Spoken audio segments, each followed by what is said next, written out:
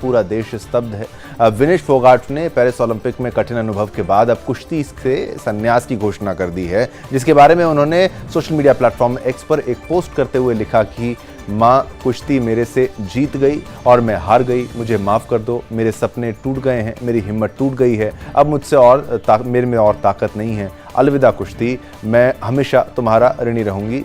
वहीं विनेश फोगाट की इस घोषणा के बाद एक बार फिर पक्ष विपक्ष में बयानबाजियां शुरू हो गई। पक्ष आपको पहले बताते हैं निम्मी के द्वारा।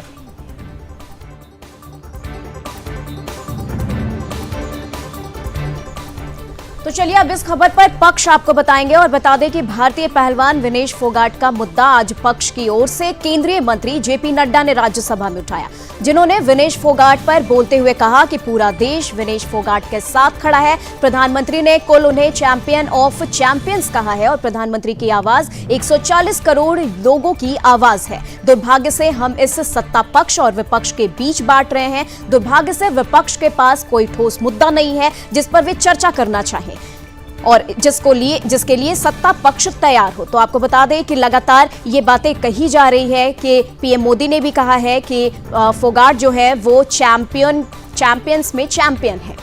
तो चलिए इस खबर पर अब विपक्ष बताएंगी कनिका।